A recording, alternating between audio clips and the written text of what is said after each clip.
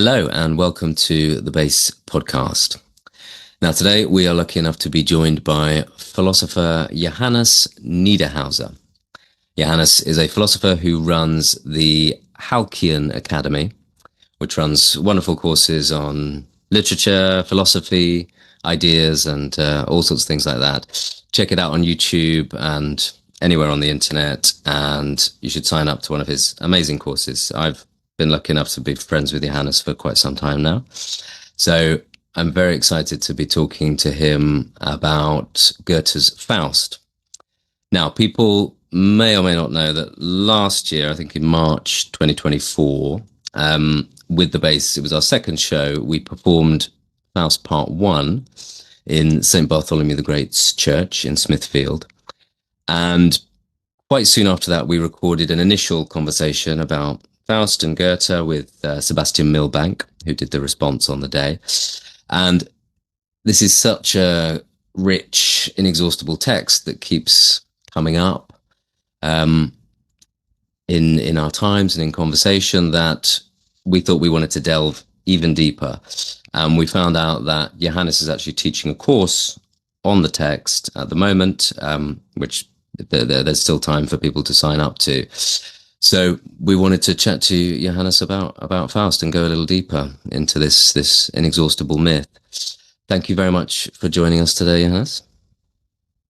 Thank you very much, Oliver and Morgan. It's a great pleasure to be here sort of with you in Zoom, and to, well, as AI might say, to dive into this text. This is how you can spot AI scripted content. No, but to maybe open up this text to us, which is, as some might say, and I would subscribe to that, the myth of modernity. Not a story that looks back on the so-called Faustian soul, as maybe Oswald Spengler might have read Goethe, but is looking at or trying to write the myth, the story of how we become modern, how we are becoming modern. Faust begins, and you can see this basically when you read the play, that he spans centuries. He's at once a man of the Reformation as well of the Middle Ages. There's a scene where it's mentioned that he was a doctor during the Black Death, for example. And all of a sudden, we are post-Reformation, we are in the Enlightenment, etc. So he spans centuries, and really towards the end in Walpurgis Night, he becomes modern. Maybe we'll get to this in the end. So I'm looking forward to discussing at least the first part with you. The first part is the part that we performed. Obviously, we did dive in, as I might say. Delve and dive, both is fine. We did delve and dive into part 2 a little bit, where things get very trippy and very, very wild. But you've opened up several avenues there, but let's just start with some basics. Could you give us a little sketch introduction into the author of the text, Goethe? The author of the text is Johann Wolfgang von Goethe, who you may have heard of. He was born dead, if you didn't know. He writes about this in his autobiography, Dichtung und Wahrheit, Poetry and Truth, which the English translation omits something, that Dichtung und Wahrheit is a sort of an idiom. Poetry, Dichtung is understood to be falsehood, lies, and truth is truth, factual, etc. But he so as a stillborn, he did come to life. As looking back, we know, and he, from a young age onward, had the idea that he would become the poet of the German language, and he did everything in his power to become that. But at the same time, that he knew that he couldn't just live. He had tremendous success when he was a young man with the Leiden des jungen Werther, the sufferings of the young Werther. But he understood that despite his quasi rock star status, that he would have to find a basis in life. So he became sort of, you could say, a chancellor for the Duchy of Weimar, an insignificant duchy, by the way. And because he understood that he'd need he'd need to be able to combine theory and praxis, to put it perhaps a bit schematically. And so he seems to have been able to almost envision his life again and again in terms of, as Safransky might say, an artwork, ein Gesamtkunstwerk, a complete work of art. And a man who was very down to earth, who, for example, was not too happy with Hölderlin's poetry because he thought that Hölderlin just drifted away into the ether and wasn't able to see in the mundane the significant. And Goethe was able throughout his life to take any situation basically in his life and turn it into something poetic, something higher, something of significance. And one of the most beautiful scenes is the Sunday stroll, for example, which just looks at normal village life at the time. And the Faust was his great project that he wrote for 60 years, almost his entire life. He was working on the Faust. And he didn't know, of course, whether he'd be able to finish it. Do you know when he started? It would have been in his early 20s. I don't know too precisely when. But he begins. He's familiar with the story because of the puppet plays, I guess you'd say, that was still shown at the time. Faust was almost like a silly figure, silly, and no one believed in the devil anymore at that time. So even that's also significant for this play. But so how do you introduce a character such as Mephistopheles to a modern audience who no longer believes in the devil, who no longer even, let's be honest, believes in the Christian God? And so he takes this folk tale story. There was a genuine historical figure called Dr. Johann Faustus, and you know better than I, Marlowe's Faust. That's usually when you hear people speak of the Faustian bargain, that's Marlowe's Faust. There's not that much of a bargain here. There's a bet between two quote unquote guys. But the bet is all articulated by Faust in Goethe. It's he says, this you take me if ever I get too lazy. When I stop striving, that's when you have to take me. And so Mephistopheles is introduced as the spirit of negation. Ich bin der Geist, der stets verneint. The spirit that negates. And that negation is the engine of modernity.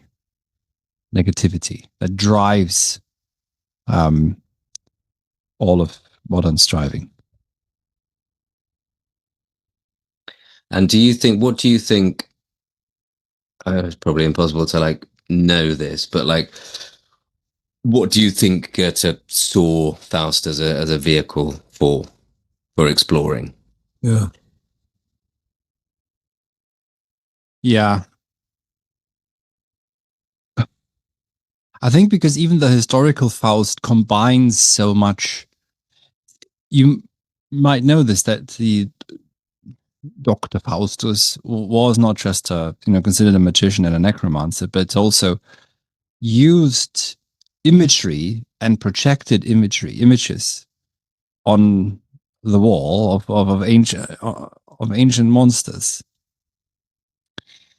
And so you have a figure in what we might consider the Middle Ages who is already doing something quite modern, to project, to use imagery, to produce a certain effect. And I think he sees in just the historical Faust, but also in Marlowe's Faust, a figure that could become an expression or a symbol of modern man. Yeah. So it's fascinating. I didn't sort of realize that what the reputation of Faust was, sort of the history. But I knew about the German myth, and I knew about the Marlowe play.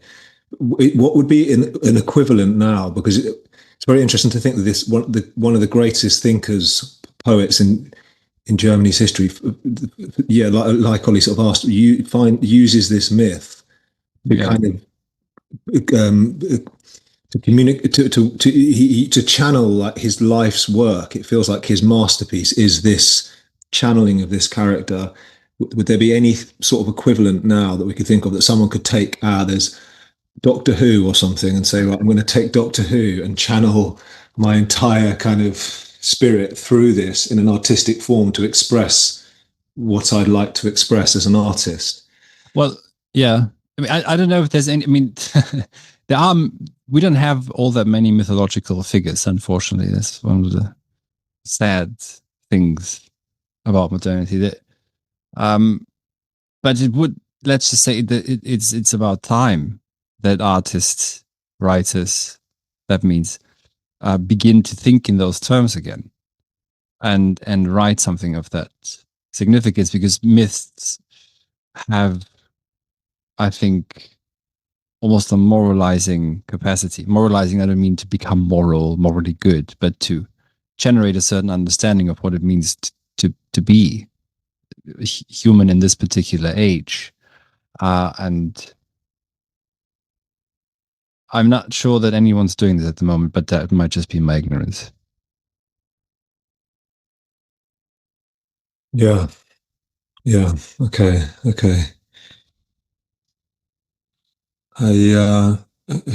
No, I think you're right that people aren't really doing that at the moment. So we've got this Marvel comics, for example, is what, you know, that's one example where you have sort of quasi mythical figures.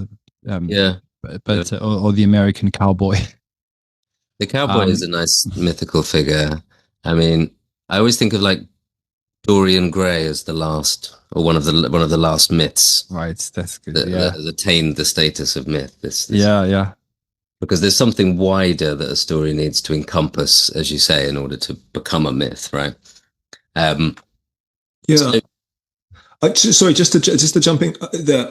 I didn't realize, and this is slightly embarrassing, I didn't realize that Faust is channeling the last few hundred years in those opening speeches, but it makes sense to me now that you've said that. So, as part of your course, Johannes, you have a seminar actually coming up on Sunday, I believe. Yeah. And when we were talking about this, you suggested that it might be interesting for your students to have myself and Morgan perform some parts of the text. So we actually filmed some stuff, which we'll put on our social media over the last couple of days. And you chose, together we chose 3 bits that seem to be very significant in the setup of the first part. We can get onto the second part later. The first bit we looked at is near enough the opening scene. There's a few weird prologues before, but the story proper starts with Mephistopheles going to see God, right? Yeah. And from the text, God has come to Earth. Is that right? And Mephistopheles is like meeting him at some point on Earth. Well, no, I think they're up in the heavenly spheres. Okay, but they are looking down on Earth. They're looking down, and the only one who has any understanding of what it means to be an earthly being, who has also access to the light of heaven, reason, is Mephistopheles. So he's the only one, not the archangels. They're useless. Because the archangels are just singing God's praises. Oh, yes. I mean, they do admit that creation also needs destruction. So that those motives are in there. But they just look at creation without its crown. They don't know the plight, the toil and moil, I think it's in English, of the human being, and Mephistopheles does. And so, how are we to understand Mephistopheles? He lives on Earth. Well, the devil is free to roam wherever he pleases, isn't he? Is that Well, the I mean, deal? this devil is yes. not if he not always, because in the scene Yeah. with Faust, he enters in. He can't. He's only allowed to leave. He can only leave Well, the place he's come in. But he says then to himself, Mephistopheles said, he said, these old tricks still work. So he could have. It's more. It has more of an effect on Goethe if Faust. That was very Freudian. If Faust believes that he can command the devil at least to a certain degree. So, but I think what's striking about the scene between Lord, between God and Mephistopheles, is that it is God who basically contracts Mephistopheles to go to Faust and make sure that he does not stop striving. So this is not a test, test his moral character. He's a really virtuous man. No, this is about making sure that Faust never ceases to strive, because he's about to cease striving. He's about to kill himself. Okay. In the next scene, in the first proper scene of the play. Yeah. And so does God? What does God want? He wants Mephistopheles. Why does he want it? Well, because without motion, all lapses into death. And so he sees that, and he needs Mephistopheles to do this because he sees that this kind of the channeler of life is about to kind of stop. Yeah. So I read it right when we were doing this first scene with God. I read it, and this is probably maybe a psychological, more modern playwriting mind that I'm putting on this. But I read it that Mephistopheles comes up to God and goes, I'm not going to sing the praises of creation because it's rubbish down there, right? And then God goes, but what about Faust? So, Faust is great, right? And Mephistopheles goes, nah, I reckon I can turn him in a heartbeat. And that's the instigating moment of the deal. But you're saying it's part of a wider plan to actually propel Faust and therefore man into a new modern reality. Yeah. So it's if you read it like this, which is, I understand why one would read it like that. But that makes it almost like turns it into a moral play. Yeah. Of sorts. Which it really isn't. Why don't you think it's a moral play? Why I don't think it is? Well, because it's a tragedy. The subtitle is Der Tragödie erster Teil, the tragedy's first part. And Goethe is very clear that, so he says, I think this is a letter to either Herder or Charlotte von Stein, I forgot which one, that he sends from Rome. Well, he says that he fears that more or less humane ethics will win out, which is a Christian ethics without Christianity proper. Is going to win. It's very much like Nietzsche. Is going to win out, and that means that we will turn the world into a hospital, and everyone will become everyone else's nurse. Nietzsche will say almost the exact same thing decades later. I'm not so aware whether Nietzsche had read this letter or not, whether those were even published at the time. I have no idea. So the morality, if any, that's in there is a Greek sense of the tragic element. And tragic element means that you don't look really for someone to blame or someone responsible, but you allow the Denon, the eerie, the uncanny, the unfathomable is allowed to just unfolds. And that is what this play ultimately, at least the first part, very much so, I think, pushes to the. By the way, it pushes to the forefront the contradictions of Christianity. Why does this God need a devil in the first place? Yeah. Milton's Satan is quite an interesting figure. Doesn't he say something like, my evil will be my good? So even here, the sorry? Evil thou art my good. Yeah. Yes, okay. That's proper. Thanks. Not having you Germanizing. So hard, Milton. my good. No, not Germanizing, just paraphrasing. Yeah.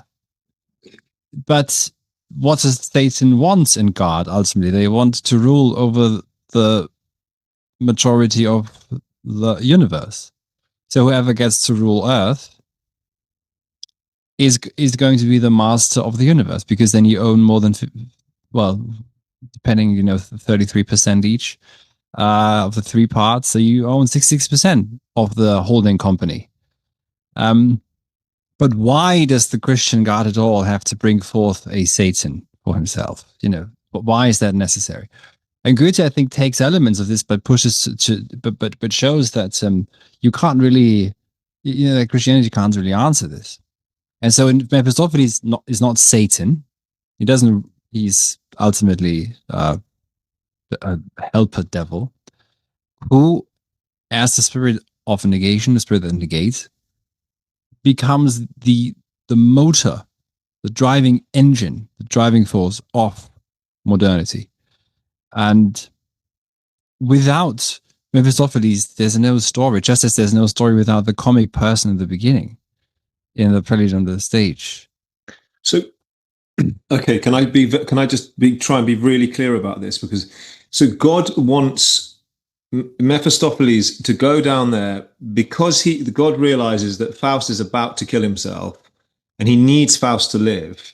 And in sending Mephistopheles being there and provoking him will re-energize him and actually get him to live again and move forward. So, and that's almost the complete inverse of how you might see the play in some ways. Like it sort of flips something on my head that it completely flips around there. That the Mephistopheles, the devil, is a tool to. It's almost like the sort of a bit like Hamlet to be on the undiscovered country from whose bourne no traveller returns. It's almost like the threat of something, of destruction, means that you act, or something like that. Yeah.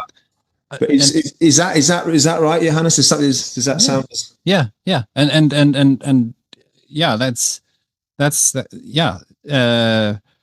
And especially again, if you look at the section of the wager of the bet rather than the pact, right? It's Faust really becomes, I think you said, energized. He's fully energetic.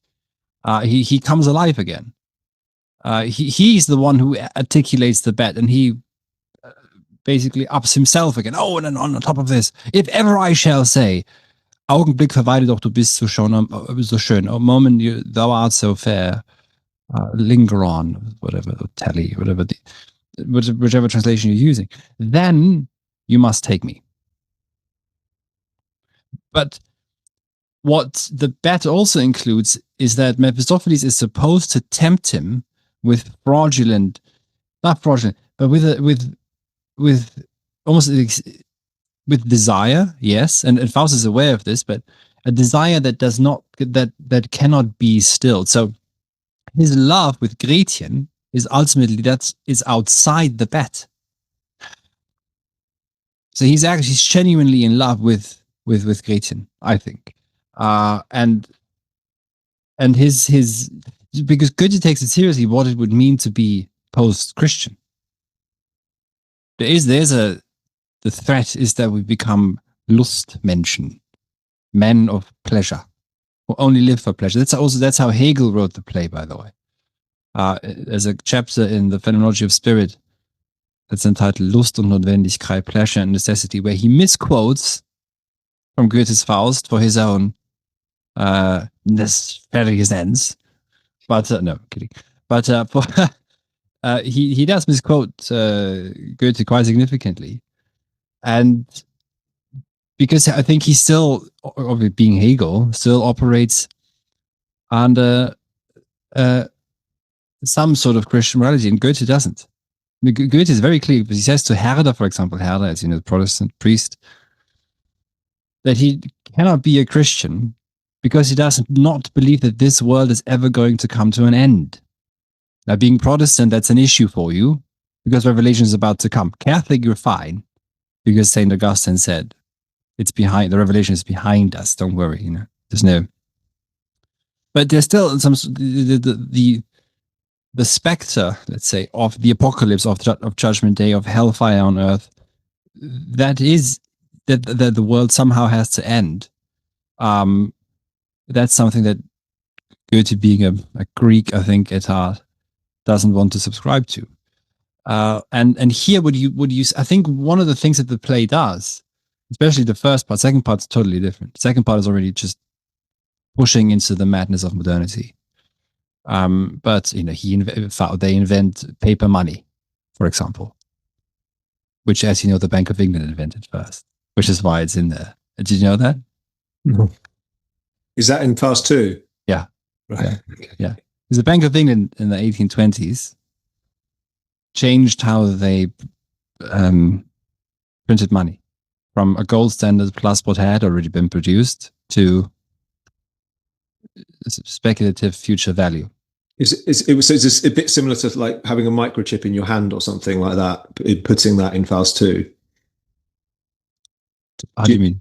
If I was to imagine a play now, yeah, crazy modern play, and we've all got our kind of our chip in our hands, was Goethe imagining how crazy things would be when people have cash and paper for money? Oh yeah. And there's something, Goethe never so he doesn't moralize about the age. There's a word that he coined in German, which we can also say in English, which is velociferisch, velociferian. So you have the word Luciferian and velux, so fast and Luciferian in one word. That's a Goethean coinage. And he's aware what does that mean? Well, that it's the Luciferian aspect of modernity is that it's accelerating. It's the age of speed. Yeah. Sorry, I didn't translate that first part. But it's the age of speed, and Goethe is aware of it 200 years ago, no less. And however, given that these are the conditions now, how can you still become a full, well-rounded human being? So you have to take that seriously. Goethe is aware that paper money might very well have negative effects, but let's also be honest, paper money also is quite good. Sometimes in America in the 19th century, farmers demanded paper money to get off the gold standard because they were poor, and the gold standard kept them poor. Because if you get rid of the gold standard, you actually increase credit, so there's more money to go around.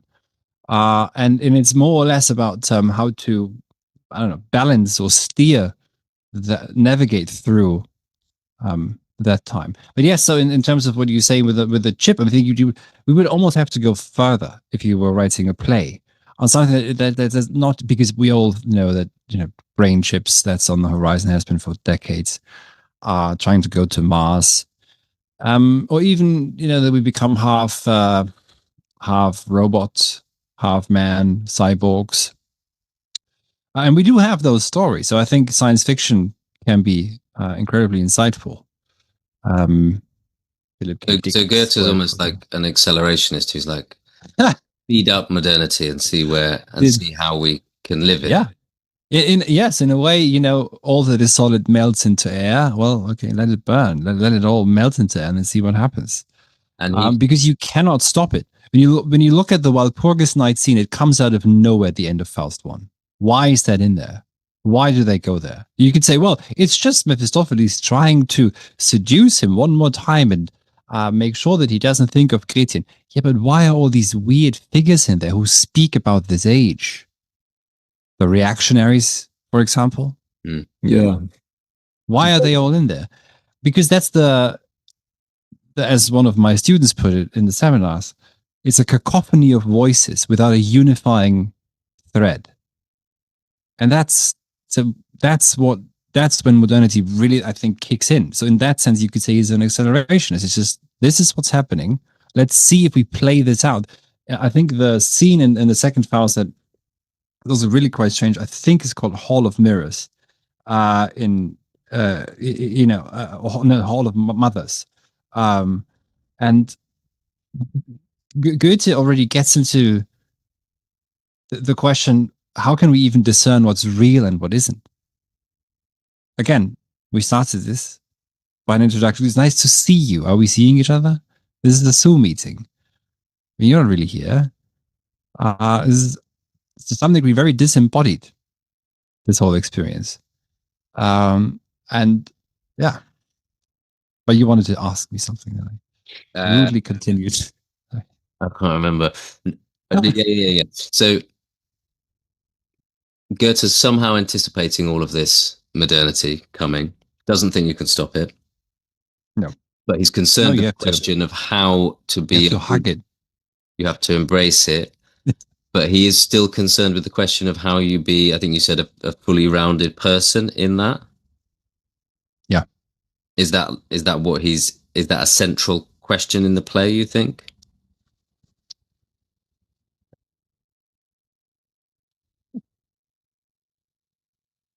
Well, in some, yes. But we shouldn't have a fetishized idea of what that means. That doesn't mean that, look at this morally perfect human being who doesn't have, who's basically Jesus-like, Christ-like. No. What does Faust say to Mephistopheles in the run-up to the bed? He says to him, show me, and I'm paraphrasing, show me everything. I want to know what it's like to be human, the full width of it. Give me the lowest and give me the highest. And let's not forget, he has already seen, this is also important, that the Faustian man is not just someone who wants to go to Mars. A Faustian man will have to have studied all principles that matter. Theology, philosophy, law, medicine. In principle. So that's the basis for it. And then pushing up against the limits of what we can know. And do you think? Yeah. Do you think Faust is the most complex character in theatre history? I don't know enough about theatre history to answer that. Sorry? No, I just can't think of any. I can't think of any character more kind of complex and kind of rich as Faust. Yeah. Even Hamlet's an obvious comparison, but Hamlet is, but Hamlet is also post-Christian. That to me is always is so striking. Reading Hamlet is that this is a post-Christian play, and Shakespeare, Goethe modeled himself after Shakespeare. He tried to be Shakespeare, but is Faust the richest? I think just in terms of the centuries that his existence spans, that he combines within himself. In that sense, I think yes. You say post-Christian, but from what you were saying earlier about you said you think Goethe is a Greek in how he imagines these things. So is there like a pre-Christian view here? Because what you were saying about potentially God and the devil being a bit like Prometheus and Zeus, right, fighting over the future of humankind, and on some level, maybe God wants to improve humans, so he sends the other demigod or whatever, Mephistopheles, to give humans a sort of kick into modernity. Yeah. And then and then what about the spirit of negation stuff? So Mephistopheles has this speech where Faust first meets him, and Faust is asking him who he is and what he does. And if I remember that speech correctly, Mephistopheles is saying he's like an agent of night, of darkness, right? And he wants to basically like destroy all life, and in order he wants to completely destroy light, right? Yeah. And in order to do that, he has to destroy all of matter, kind of one thing at a time, because light is contained in matter, right? So is that can we see that as against Faust and God's constant strivingness? Not well. I don't think you can strive without negation. So not so much against, but it's this is a poetic expression of the nothingness of the world, which is not something that's totally only modern. There are other examples. Meister Eckhart, for example, who explicitly refers to the Godhead almost as a nothing. So what? It's not so much against the striving; it's that the striving of Faust that we then witness in the play is only possible thanks to the spirit that negates. So it's not so much an opposition. It's so that you could say there's an opposition, but not an opposition that's at loggerheads, where there's no, it's just an opposition. You need that complete radical negation in order to strive. Okay, let's get this a bit, to be a bit more concrete. Look at Nietzsche's Last Man. If you consider Nietzsche's Last Man, the last man, as Nietzsche sees it, is content with nihilism. So anything, there's no meaning. I'm content with a flat existence as long as one of my teachers used to say, Hauptsache die Brotzeit schmeckt, as long as your lunch tastes good. Then we're all happy. Your sandwich has not in England, but other countries, sandwiches taste for good. Stop slagging off our sandwiches. Egg and cress. No, I think we got pretty good sandwiches. Yeah. Okay. I'm sorry. I know. Whenever I'm in Germany, sensitive area there. I always think I don't think they understand sandwiches here or breakfast buffets. May I add? You invented it. I know. Okay, so let's just say you've got the best sandwiches in the world, and given that your last men, and me included, everyone is, which is content with good sandwiches, and that's all that matters. And even if we know, and it's not just that there's no horizon. We know that everything's meaningless or insignificant. We have nothing to strive for. There's no what for that we could strive towards. There's no telos even overall. Not even a small goal, except for consumption, etc. Then that is an example of where nihilism does not lead to a striving beyond oneself. And Nietzsche is also clear that strong nihilism or active nihilism is such that it is a power, through the power of negation, can actually lead to something great again. So you can posit, even just posit a great what for, a new what for towards which to strive. So the modern soul has to go through nihilism in order to reach something greater, actually, beyond it. Yeah, and also, of course, always be aware that when, as Heidegger says, das Nichts nichtet, the nothing annihilates, that annihilation can become, this is, a weird way of saying it, nothing annihilates, but that can also become annihilation, Vernichtung, total destruction. So that danger is always there. It's not contained. So he's not, Goethe is not Hegel, where in Hegel, by the way, everything is driven in the logic because of collapse and because of nothingness. You've got, in the beginning, you've got being, pure being, that collapses into nothingness. That's how the science quote of logic begins. And that turns to the first category, which is becoming. So becoming for Hegel is being and nothing vanishing into each other. That's becoming. And reason is becoming. The faculty of reason is to be able to think becoming. Go on, Morgan. Yeah, so, okay, I'm going to say this because it's in my head. So is it almost like humans, rather than they need to be reminded of Jesus, they need to be reminded of the devil? Or maybe they need to be very close to the devil. No, not reminded of him. It's not, because it's not a warning against the devil. This play is not warning you against being in touch with Satan. Do you see? It's not trying to warn. Because then Faust just, it's not a redemptive story, ultimately, I think, even of Gretchen. Gretchen in the end says, "Ich bin gerettet. I am saved," when she sees him.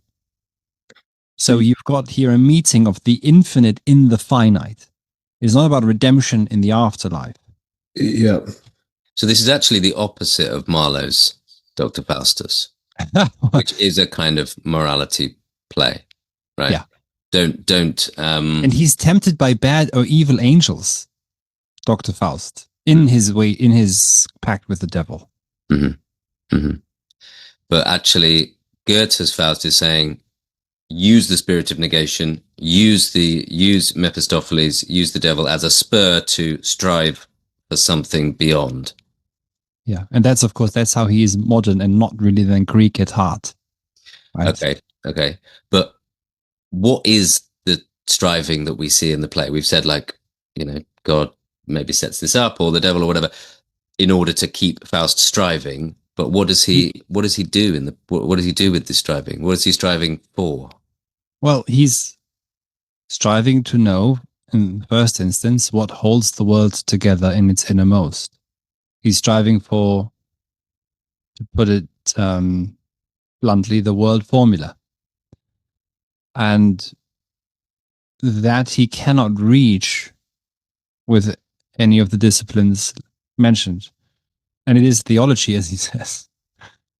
Having studied, so if maybe you're aware of the text that Goethe was certainly aware of, which is Novalis' Europe or Christendom, where Novalis explicitly says, stop, paraphrasing him now, but stop reading the Bible. Stop reading it. Don't read it in translation, because this is just going to destroy your faith. And Faust is already there. It's the reading of the Bible that destroys the faith. But he's looking for, let's say, the essence of the world. What is it that holds the cosmos together? And we are looking for this not any longer, because science now is totally scattered and fragmented, but ultimately what we want to know is the ultimate why. Why is there something rather than nothing? That's Leibniz's question. And Leibniz, of course, looks for a sort of a theodicy, a justification for existence. But Faust, I think Goethe's Faust is already going further. It's not just a justification. It needs to really understand why there is something at all in the first place. And that's a modern question. It's not a Greek question. The Greeks are content with that there's something. That's the moment of thamatzein, of wonder, amazement. That's when it begins. There is something. But we want to know what holds everything together. We'd rather have, we want to have, I think the fascination with AI is to a large extent because we believe that these hallucinations of LLMs could lead us to the logos, to the word, the one sentence that holds everything together. And then what does he do? Once he comes back to life again a little bit, he becomes even post-Luther. Luther was audacious enough to translate the Bible. And Arche and Hologos, in the beginning was the word. Now what does Faust do?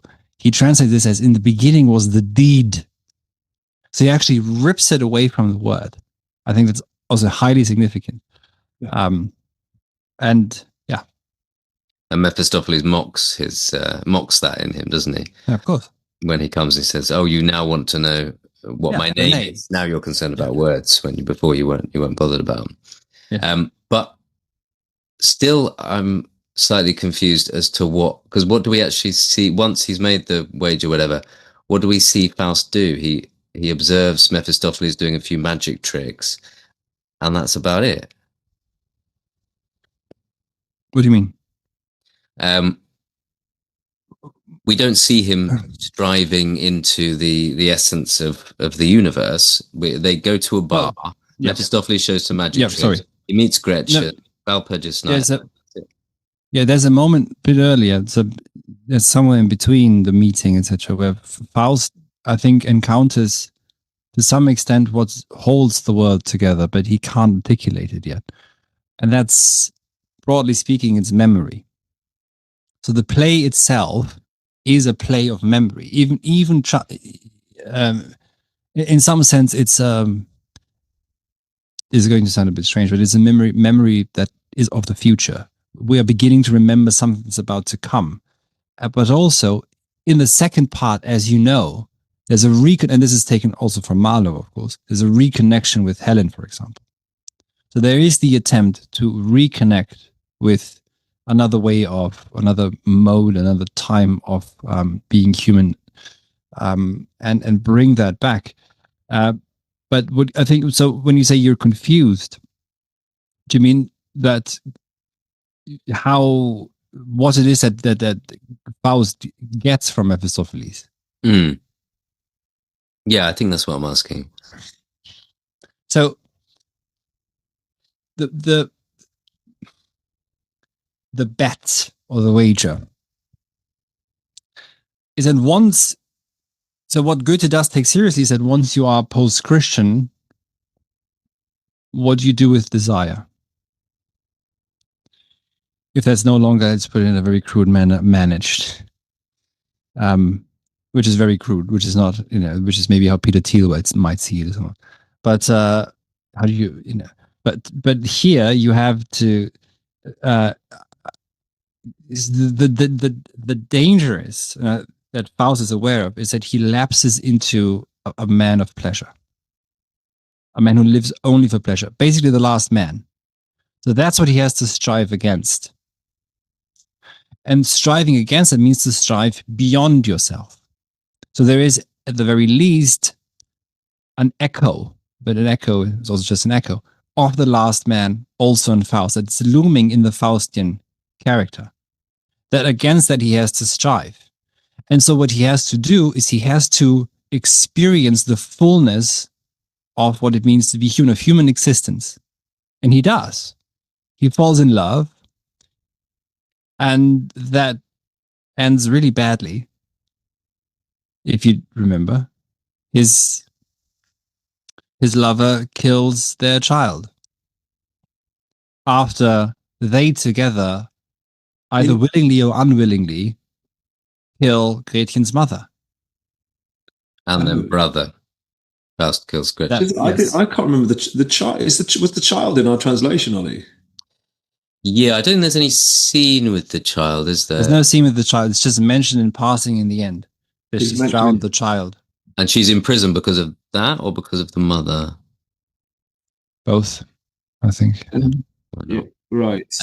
So Faust goes through all. Mostly for the child, because that's something that Goethe himself experienced with a lady called Maria Brandt, who was hanged in Frankfurt for killing her child. Right. And just, Johannes, just to explain what me and Ollie sort of did with this play, right? Because when we started our company, we were just going to get texts that were like left there, never done, never really discussed. And we just wanted to put them into a space. And so between us, we kind of read these plays, find the right play and try and work out what's going on in the play and then stage it in a theatre on one night with actors. So what we're just kind of presenting it and kind of saying, look, we need to discuss this and we need to learn from this piece. And then we get the thinkers to come along and react. And so when we got to Faust, which was our third play, we did a Sartre play and then we did Faust. So we did Prometheus Bound, No Exit, and then we did Faust. We were very much just kind of putting this into this mad, huge, wonderful medieval church in London, and we studied hard and we read so much of it, but it was so incredibly rich and complex that there's only so much we could do. So in some of these questions, there's so many questions still, right? And we were just like, we know this play is so significant, this character Goethe is so significant, we need to get him back into the discussion theatrically. And so that's kind of what we did. But I'm sort of not making excuses here. So I'm kind of saying that we present these plays in a way saying, look at this, rather than saying like me and Ollie understand everything about this piece. No, it's infinite. It's infinite, yeah. It's inexhaustible, as Oliver said in the beginning. And what is also because, by the way, because it's fragmentary. So we shouldn't assume that there's one concept or one idea that holds it all together. And Goethe was very clear about this also. Sorry, Oliver. No. What's actually really good here is you're offering a counter interpretation. Sebastian maybe, I think, offered more of a Christian interpretation, I think. Understandably. Understandably. And the play does work in performance as a kind of Christian parable, right? Of overreaching and destroying everybody around you, right? There's so much death around. But then are you even evil enough? I mean, is Gretchen not a necessary sacrifice? For the cause of modernity. Yeah. But she's also a symbol of Christian morality. Yes. Because you know what happens in the play, and this is what's so saddening. It's heartbreaking that Gretchen she's not innocent. That's nonsense. She's an innocent girl who was tempted. No, she was seduced. No, she's not innocent. That's nonsense. But she also strives higher, right? She does, because she wants to keep the jewelry. And she has this nefarious neighbor who also tempts her, seduces her to keep the jewelry. And there's also this interesting play with the mirror. Always, look at yourself in the mirror. So that's, I think, a metaphor for self-reflection, which is also one of the dangers of modernity, is that we're self-reflective subjects. But Gretchen, I think, symbolizes ultimately the death of the Christian world, because she goes to Maria Mater Dolorosa, when after her mother dies, accidentally killed. I'd say accidentally killed by the sleeping potion, I suppose, given to her by Faust. So that they can have sex, isn't it? Yeah, of course. Which again, if you're not Christian, is the most normal thing in the world. Yeah. And if you believe that, if you actually believe that there weren't any children born out of wedlock before 1968, then you're an idiot. That has happened throughout the ages. But there's so many things about Christianity. The people who commit suicide. Now, very often, if that happens in the villages, still today, by the way, you just don't mention it, because if you do, then you can't bury them in the Catholic cemetery. And also, this is why this Easter Sunday stroll scene is so strong, because Easter is not mentioned. What's mentioned is boys and girls getting horny. If you remember, they are all on about, oh, yes, I'm going to smoke me some sweet tobacco, and then maybe I can dance with one of the girls, and maybe even a bit more. And the girls say much the same with, they put it a bit more, less crude, let's say, less crudely. So what I think Gretchen symbolizes is the death of Christianity, because she's not, this is what I wanted to say, she's no one who's a good Christian, supposedly her brother, and her other friend who she meets when they wash the laundry. None of them show her any mercy or forgiveness. Nothing. She's outside the church when an evil spirit visits her. Her priest, she's basically confessing, but she doesn't. There's no mercy shown to her. She's mercilessly destroyed, and she's destroyed by that warped morality. That's how I read it. Right. So, why? Not because not because Christianity is bad or something. No, because it's run its course. It has run its course. So now, what do you do after it has run its course? And so you think do you think explicitly, consciously, this is Goethe's position? Yeah. In the same way that it's Nietzsche's position, basically. The way you're describing Goethe is like basically Nietzsche, right? No, I think that Goethe is a lot more effortless with him than with Nietzsche. You see, because Nietzsche tries, he calls himself the Antichrist. Goethe doesn't do that. I think it's less, it's more effortless with Goethe. But and also more, well, I don't know what to say. Maybe not more human, but he does. I think Goethe does have an understanding of also of the fragmentariness of modernity that maybe even Nietzsche doesn't have, because I think Nietzsche still, with the eternal recurrence of the same, etc., does want to see.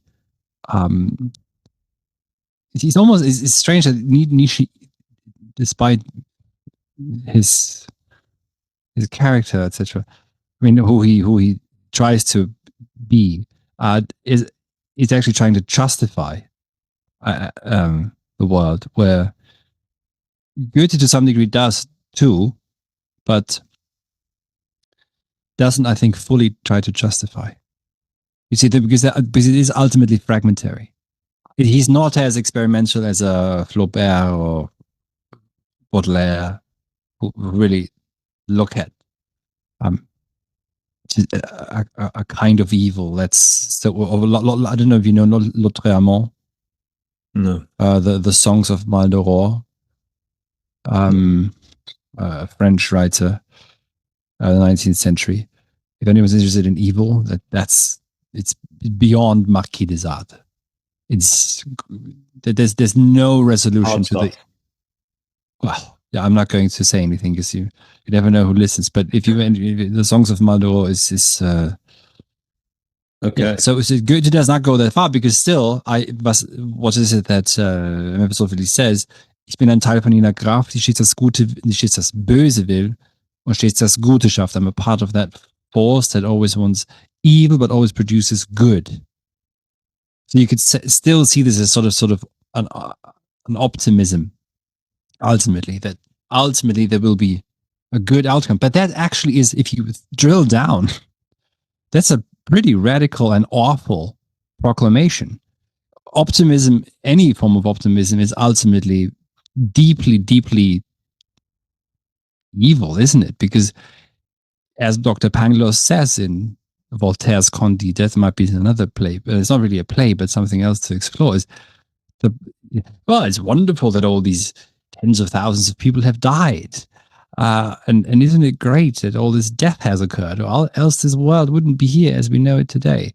So maybe even unintentionally, maybe by Goethe, but this contradiction is also brought to the fore. That does history have to be a slaughter bench? Is that really what is necessary? Yeah. Can I just kind of go through some of my framing and my thinking on the play, and then just because I'm trying to kind of clarify some of this, because this is sort of blowing my mind here. I sort of saw it like Faust is he's done everything you can do. He's this incredibly successful man. He's pushed the limits of kind of knowledge. Yeah. He's read everything you can possibly read. He's experimenting with stuff, but nothing is enough for him. And he's given the world has no use to him anymore. And then the devil turned. I'm now sort of weirdly, in your interpretation, starting to think like the devil's almost like the good guy or something. But the devil, Mephistopheles turns up. This figure, satanic Satan, Mephistopheles turns up. Then sort of Faust does this deal with him. He's like, listen, I'm going to show you so many things you didn't think, even more than you thought you knew. We're going to go on a journey together. And the deal is that, and then Faust strikes this deal with him where he said, and then me and Ollie spent ages trying to work out where this deal was in the text, that we couldn't quite work it out. We couldn't work out the explicit nature of this deal. But so he makes this deal where he says, right, if I'm ever happy, if you give me a situation I'm happy in and I'm willing to rest, then the deal's done and I'm yours, kind of thing, right? He bumps into Gretchen, this beautiful young Christian virgin, and I felt like when we were performing it, like in a way, Faust can settle at that point with Gretchen. He could have done it. He could have settled with her and taken the Christian option, the option of marriage and settling and accepting your limitations. But he doesn't do that. He sort of screws that all up, has sex with her really quickly, gives the sleeping potion to her slightly mad older sister or mum, the woman who lives near with her. But the deal's never done in Faust 1. And I believe in Faust 2, he does finally say he takes a moment when he's with Helen of Troy. He says, "Yeah, okay." No, later. It's later. At the very end. But after he has built something of significance, so he's reorganized the entire planet ultimately at a very high cost to pay. It's very important also that the Faustian spirit or man does not build for profit, but for something to last. Okay. For something to stand forever, but at a very high price, which is a disconnection ultimately with the past, which is something we could discuss when we discuss Faust 2. But yeah. How important is Faust 2 to understanding Faust 1? Is it like Godfather 3, or is it, it's slightly separate from the first two? I quite enjoyed it as another myth of modernity. But yeah, is it crucial to the completion of this? If there is a completion of this, to understand Faust 1, does one have to understand Faust 2? Yeah. Yeah. Right. Okay. Definitely. You shouldn't stop just with the first part. But the second part strangely begins with Faust forgetting everything of the first. Yeah, I read some of Faust 2 and I found it very discombobulating and confusing. It's a very disorientating text. I think from what you're saying, like Faust 1 does kind of work as this Christian parable, but if you take them together, then it is this ceaseless striving, embracing of modernity that you're saying, really. Yeah. So, but look, but it's if it's post-Christian, the shadow of Christianity still lingers on. That a god can die, but that doesn't mean that the shadow has disappeared yet. I mean, we see, it's now a lifestyle choice that people become trad Catholics. I have that no one ever chose to listen to Latin Mass. That's a lifestyle choice. I'm sorry to say, it's I'm going to Latin Mass this morning. Right. No one ever chose to do this. You're choosing to do this. You could just as well go to a nightclub. And it might be different in quality, but you're ultimately just choosing it.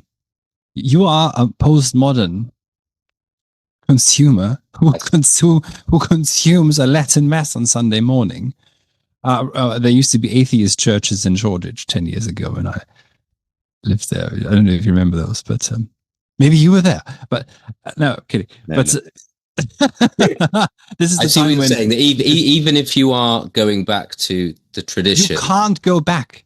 Yeah, but even if you are, it's still a choice, which acknowledges the fact that it's it's just a LARP. You're not embracing that time in which we are. Look, wasn't it David Bowie who said that if only we were decadent? We talk so much about postmodernity. If only we would become modern first. If only we should be able to embrace modernity first. Embrace doesn't mean to approve of it, but to accept it and affirm it. I don't think we've even begun to do this. And so, yes, you can go back to anything now, though. You can be a Catholic Buddhist. You can walk into a metaphysical supermarket and choose anything and put everything together. Oh, yes, I like this about Christianity, where everyone's nice to everyone else, but I don't like original sin. Do you think Goethe would hate that? Well, sometimes whether anyone, it wouldn't. Maybe not hate, but is that a sober acceptance of what is? It's all about being sober. A sober look at, oh, this is what's showing itself. This is what is happening in this weird age where Marx is not wrong. All that is solid melts into air, and also that everything repeats as a farce once it repeats. Right? So I think Marx is quite right about that. But you think Goethe would find that a denial of reality to be doing this LARPing of traditional behavior? Yeah. Goethe would want us to fully recognize that we are modern people and do what? That's what I'm not quite sure. What does Goethe want us to do? want us to do it, I'll do it. If we're taking Goethe seriously as a thinker, right, which I think you do, you seem to rate him as a philosopher. Do you? That's a question. Yeah. So, what is his positive good offer? You can't even. I'm not in a position to say anything. But you what have to is understand there's a hierarchy. How is he like guiding us to live here then, if we're taking him seriously? What does he suggest that we do? Just strive? Just strive, man. But for what? To what end? Just strive. Yeah, but you see, is it enough? Okay, no, but this is significant. This is significant. Why? Because now we've pushed this to. Okay, why did you get a degree from this university? Well, to have a career. Why did you want to have a career? Well, I wanted to do this and that. Blah, blah, blah, blah. Buy a house, pay it off, etc. So what you've just done, what we've just exercised through, is the secularity and sort of the nihilism of that could also, that striving could turn into. Yeah. So we've got to exercise that through, and then maybe we can find again another telos. So far, I don't think we've done that. So what? However, if you just look to Goethe, Nietzsche has the whole notion of the Übermensch. There's for a whole another time maybe to discuss. But I think with Goethe, there are moments when you see what Goethe himself does. For example, he takes elements from the Hebrew Bible and from the New Testament, from Christianity overall, and also looks into it. He's got his whole idea of creation, of the Elohim coming in, and why Lucifer has to be created, why Lucifer has to be a part of it. From the beginning, that's in the 8th book of Poetry and Truth of his autobiography. And he goes into this. So I think but also he reconnects with the Greeks. As a wonderful book by an Englishman, Goethe and the Greeks, which I highly recommend. Humphrey Trevelyan. Goethe and the Greeks. Well, that's good on my list. Yeah. To be read with a nice English sandwich. And so what you can. So I think what Goethe would perhaps prescribe us, if he were our GP, is that we take seriously the idea of the tragic. So we're not fully in control. And that it's also fragmentary. That existence is fragmentary. That not everything has to make sense. That's what that means. Yeah. Things can happen that are tragic and awful. They don't have to make sense. It's not even cathartic. But also you can relate back to, you can read the Greeks sort of almost to read the ancients, let's say, to heal, not to become them. What do you want me to do? Wear a toga and pray to Zeus? No, it's ridiculous. But you read them not to imitate them, but as an example, as an exemplary of humanity, and that can be sort of a healing force. But I think, but even just pushing oneself to that limit of striving also, that might perhaps also give rise to a notion of what even to strive for. I mean, one of the responses at the time, just looking at the historical context, is in Germany is Bildung. Yeah, is the idea of formation and education to a very high extent. The hope was by Fichte and Humboldt and others, and Goethe, not so much, but to some degree, that you could have public education that would bring forth a citizenship that can aspire to something high, but at the same time is capable of basically managing a managerial bureaucratic state. Now, you can see that this is nonsense. All right, so this can't work.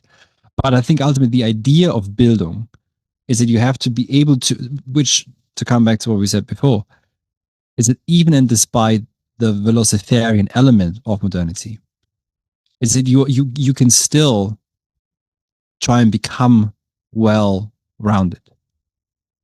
But that includes striving. and that includes maybe also sometimes exaggerating, and going overboard perhaps to a certain extent. And at the same time, though, to quote Ezra Pound, to be men, not destroyers. So not to become annihilators or destroyers. And the destruction can come in many forms, because the last man is also destructive in his not striving. So Goethe Faust is a striver. Like, he begins the play by sort of saying how much he strived, but has he given up on striving? And then, like, Mephistopheles comes and he starts to strive some. He keeps striving, but you strive on. Is that what happens? Yeah. But Faust destroys quite a lot. Yeah, go on. And is that? But again, maybe I'm just thinking of it into moral terms. But is Goethe saying this is a bad side of striving?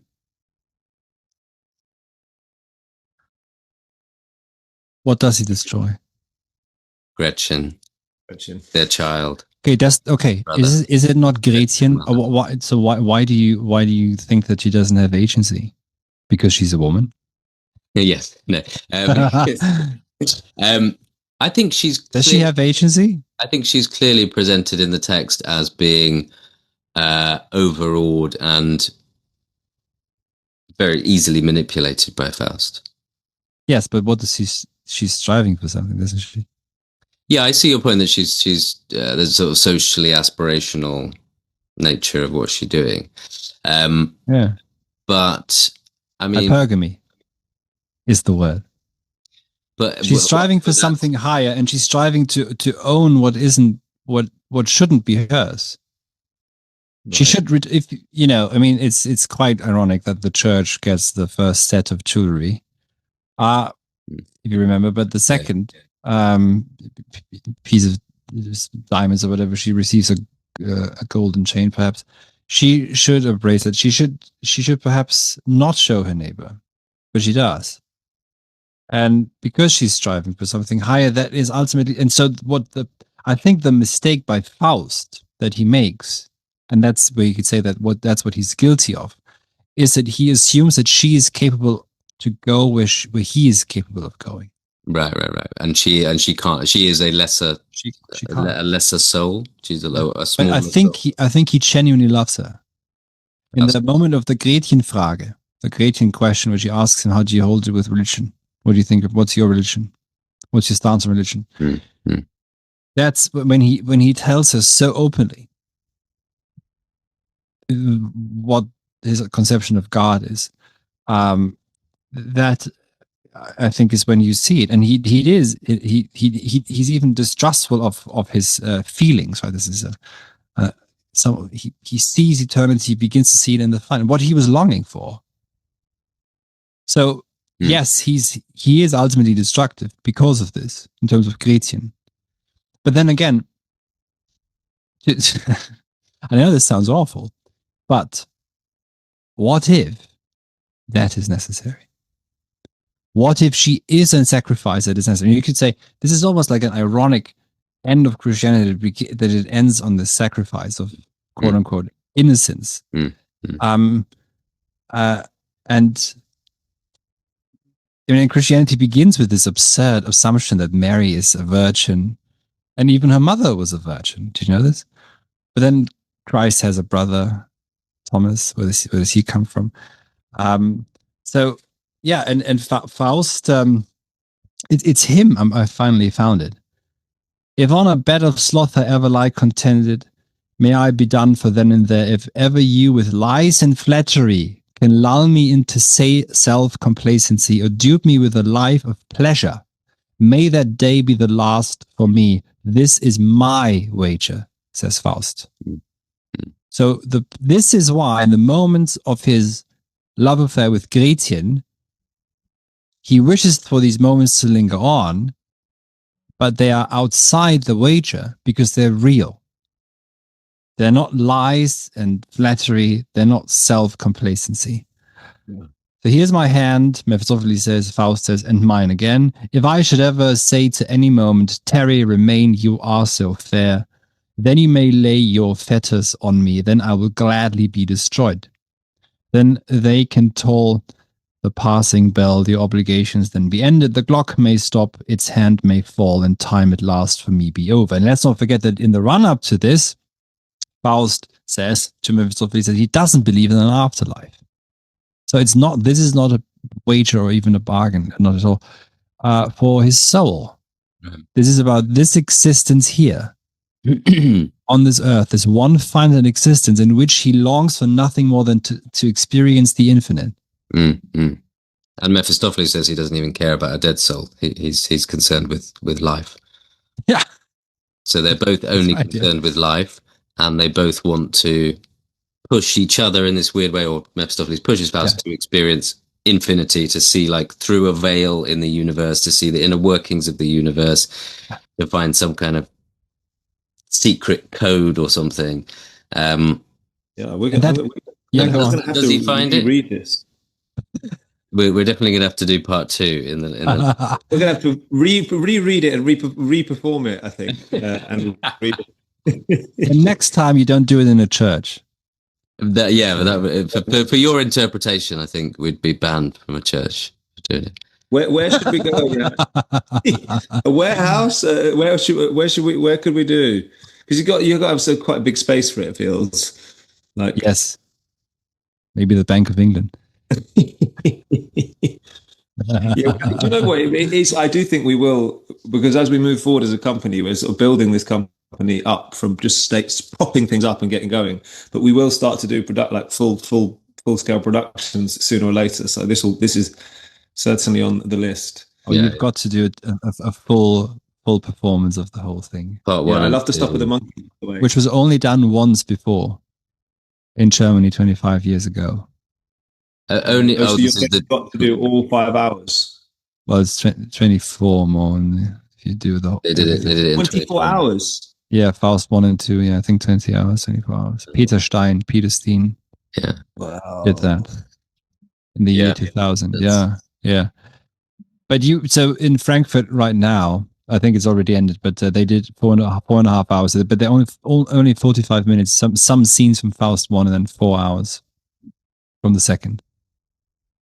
So you can do parts of the second. I think that's possible. You don't have to do everything, but you have to do those parts that are most significant for modernity.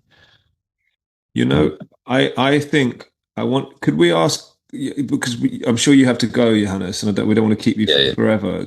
Could I ask you a couple of questions about your courses? Yeah. What might need, and just maybe one of the questions we like to ask, we started asking, is just about what a book that people, our guests, would recommend for us to read that we might not have heard of. So with your courses, the next one is on the course now you're doing is on Faust and Faust at the moment, right? Yeah. And in the autumn, you're starting one on Heidegger. Yeah. And my kind of problem with philosophy is that I'm behind. I'm way behind all of you brilliant scholars and brilliant students. And so I'm kind of in my own time trying to catch up. So to get to Heidegger, I'm reading Plato at the moment, and I'm doing some online courses with Plato, and I've read some Aristotle. I know you've got a book out at the moment about Aristotle, just come out. Is that correct? Yes. On eudaimonia. Yes, thank you. Yeah, it looks amazing. Yes. That's on my list, one of my big list. But so I'm kind of like slightly overwhelmed by how much I've got to get through before I get to Heidegger. I'm kind of working. I read like one Nietzsche. I've listened to countless books, podcasts on Nietzsche. I've listened to countless podcasts on lots of philosophers, but I'm sort of starting my way from the kind of classics all the way. I can't possibly jump to Heidegger out of nowhere, can I? Well, what would be your approach to Heidegger from a basic reader like me in philosophy? The good news is, if you come to one of my courses, there's no brilliant scholar in attendance. So but the people who come are just about anyone who has, for some reason, an interest in that topic. So let's say this course specifically on Heidegger will be on technology. So if you wonder about what technology is, then what you need for philosophy is the initial spark of the question, what is? You read Plato because you wonder what is justice, or what is the good, what is the soul, perhaps even. And now Heidegger himself, I think, said that before reading him, you have to have read Aristotle for 5 years. By which he, I think, probably meant that you shouldn't conflate him with an existentialist. So don't just come to me with existentialist questions. You have to understand that this is coming from a reading of Aristotle and Plato, and an understanding that being his major work, Being in Time, is a response to Greek ontology, in what Greek ontology, at least in the tradition of it, has omitted. So obviously, to read Hegel's Science of Logic or something like Heidegger's Being in Time, it's good to have the tradition present in your mind to know that this right now, even if it's not mentioned, this is referencing Plato, this is referencing Aristotle, this is referencing Aquinas, or Augustus, etc. But having said that, how do you learn how to swim? Jump in the water. They sit you down, as you know, and then they give you a 10-hour lecture when you're 3 or 4 years old, over the course of several months, perhaps even. And no, they throw you in, and then you almost drown. And if you don't drown, I mean, okay, that's maybe not how we do it anymore. Was very funny. That's maybe not how we do it anymore. That's how we should do it. Well, there are these videos going around of these babies. Have you seen the videos? Yeah, I've seen those. No, but you have to Yes. you have to be. So that's, by the way, can you learn without negation?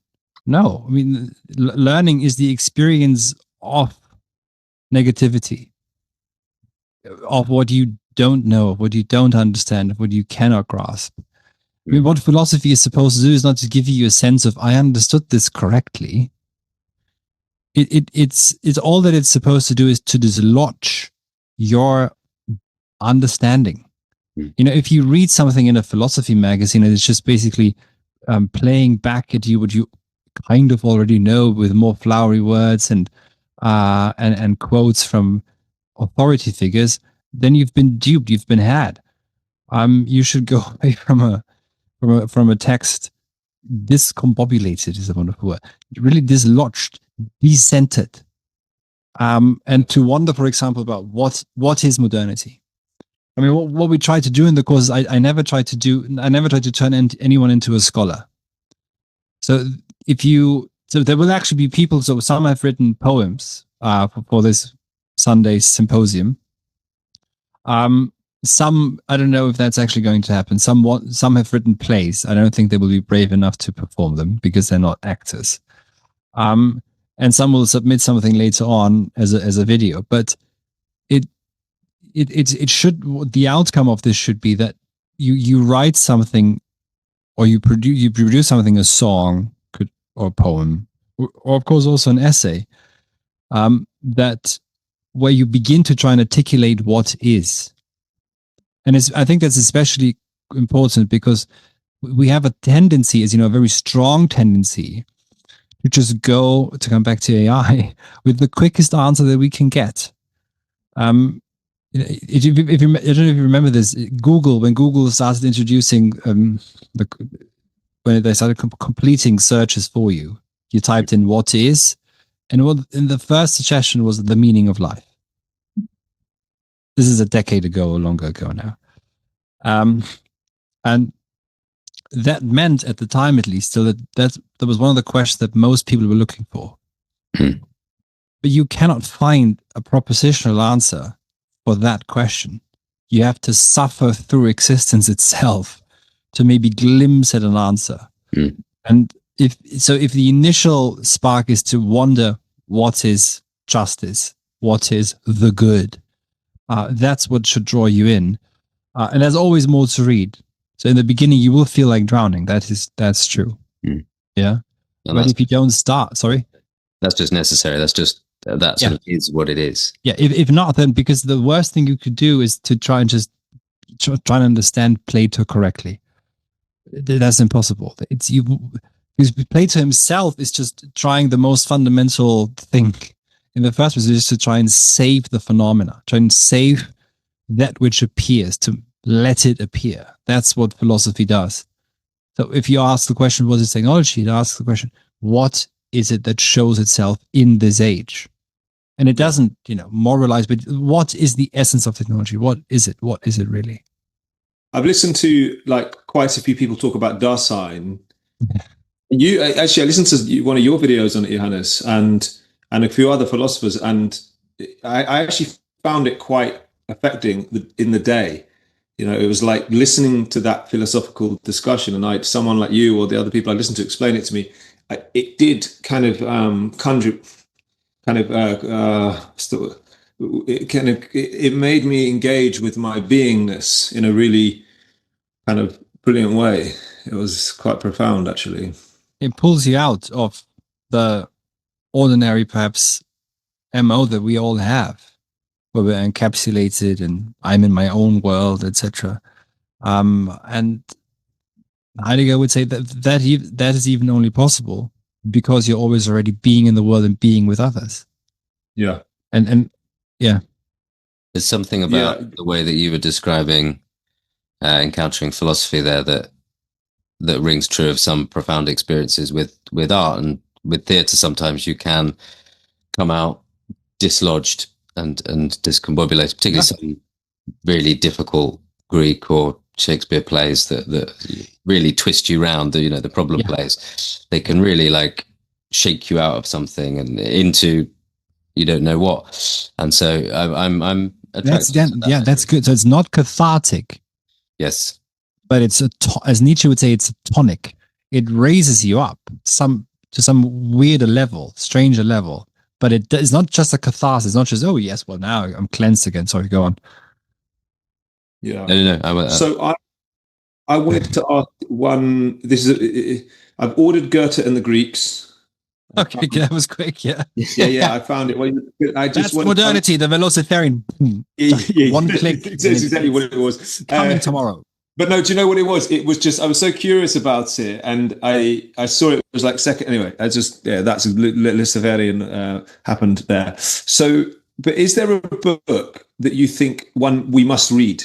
Is there one book you can think of in history that you could say that's a book you should read? Oh, that's difficult. I mean, Goethe and the Greek would not be one of them because it's not it's a very important text, I think, but it's not foundational. It's specialized. Yeah. But I think what's important in the book is what comes to the fore, that Goethe does not fetishize the Greeks. I think that's important to stress, maybe, because it's not the golden age, the children of a young. No, they're in some sense just quote unquote more human than us precisely because they were able to write tragedy that gets at the irreconcilable nature of, the irreconcilable element at the heart of existence, which is ultimately, of course, death and destruction, etc. And we all have to die. So I wonder what book I would recommend. Maybe. Go on. No, you go on. No, go on. He was about to say it. I know. I interrupted the key. No, I'll actually really just say, given that we talk about him, why not then Goethe's Faust 1 and 2? Why not then this work, if it really is, and we have to take it seriously as such, the myth that tries to convey to us how we are becoming what we are becoming, which means that we, as Nietzsche says, we didn't know who we are to begin with. And that because it brings to the fore so many of the contradictions of Christianity, but also the grief that would come with the Christian world dying. I mean, this is not some atheistic, it was all nonsense. You have to take it seriously. Christianity is, and also as Faust himself says, Christ is risen because they are risen. To paraphrase. That's to say, there's a significance to the celebration of Easter, and hence spring, the return of life in spring. And what do you do without those rituals? Or what do you, even just anthropologically, socially speaking? I mean, I understand why people want to go to Latin Mass. I understand it. Because it gives you something to stand on, something to hold on to. I understand why people turn to tradition. I wanted to agree to which because it is a choice, the degree to which that can also just at some point become meaningless again. Because what you choose today to be meaningful, you could just throw out the window tomorrow. Our book recommendation from you is Faust 1 and Faust 2. It's a good sort of cop out, but we'll let you have it. It's a good cop out. It's sort of good. I like it. Well, but if you read that, then you have to read the Bible too, which you shouldn't.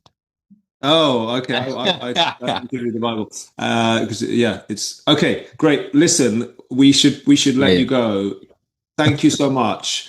And people can find you on like Instagram, on X, on YouTube, all the things. That is Helicon.